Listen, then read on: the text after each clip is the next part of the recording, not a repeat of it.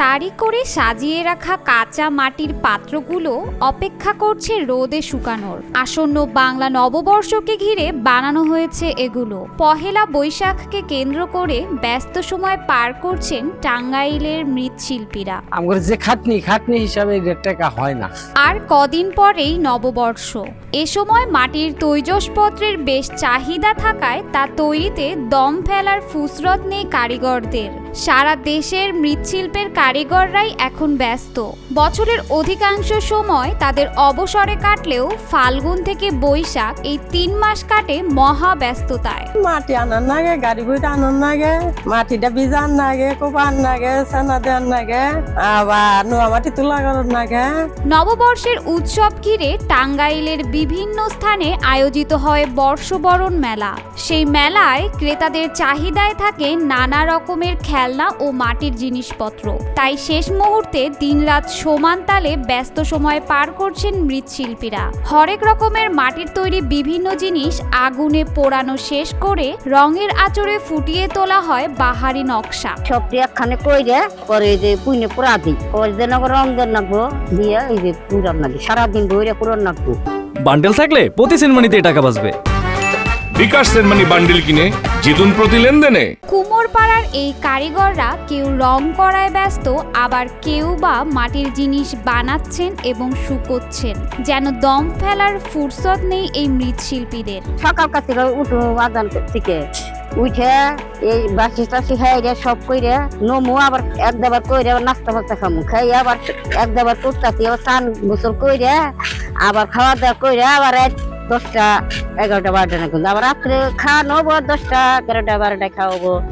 এমনি করে আমরা কাজ করি। যদিও আধুনিকতার ছোঁয়ায় মৃৎশিল্প এখন প্রায় বিলুপ্তির পথে, তবুও বংশ পরম্পরায় এবং জীবিকা নির্বাহের তাগিদে অনেকেই এখনো এই শিল্পের সঙ্গে যুক্ত রয়েছেন। আমার বয়স 55 বছর। ধরেন মোটামুটি 15 বছর পরে থেকে এই সমস্ত কাজ করি। বাবা মা ওই সমস্ত কাজ করছে, কারণ আগের থেকে করে এসে আমরা তো লেখাপড়া এরকম করি নাই, এই কাজই করি। এখানকার মাটির তৈরি জিনিসপত্র বিদেশেও রপ্তানি হচ্ছে। আধুনিক সময়ে অনেকেই পেশা বদল করছেন, তাই বিদেশে মাটির তৈরি জিনিসের চাহিদা থাকলেও মৃৎশিল্পের জনবল কমে যাওয়ায় চাহিদা অনুযায়ী সরবরাহ সম্ভব হচ্ছে না। এগুলো তো আগে খুব চলছে, এখন তো এরকম চলে না। ওই যে জিনিস না মানে এটা সব ইয়ে গেছে গা, আর আমার মাটির জিনিস নিতেই চায় না।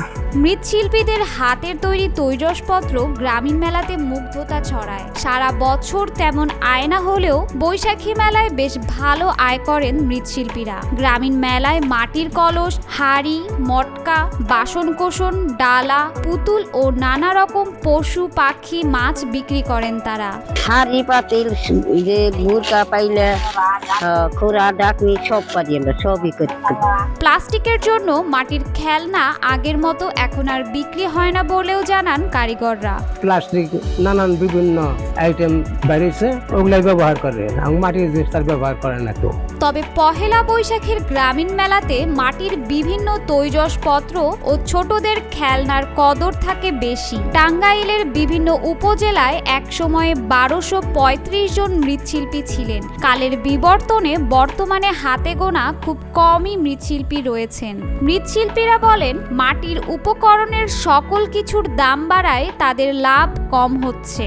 এক গাড়ি মাঠে আনবো 5,000 টাকা নাগবো, আবার আমরা যে পাক পুরুম এক পুরা বানাবো খাটনি দিয়ে পুড়তে 2,500 টাকা নাকি। সবাই না জোগাড় মাগলাই আমরা যা পুড়ে তা হয় তাই কইরে আমরা বেশি কিনে খাওয়া দাওয়া করি। লাভটা পাই না মনে করেন, আমাকে ব্যবসা যেটা আমাকে লাভটা পাই না, ওই যে খাইয়া কিছু থাকে না। সারা বছর তেমন বেচা কেনা হয় না বলেও জানান কারিগররা। আমার ব্যবসা একবারে নাকি আমার ব্যবসা উঠে গেছে গা, আমার খালি দইয়ের পাতিল একটু নেই আমরা করে খাই। বাংলার মৃৎশিল্পকে টিকিয়ে রাখতে সরকারের সহযোগিতা কামনা করেন তারা। সরকার আবার যদি কোনো একটা আমাকে ব্যবস্থা করতো, অনুদান দিত, তাহলে আমরা একটু কইরা কেটে খাওয়াতাম।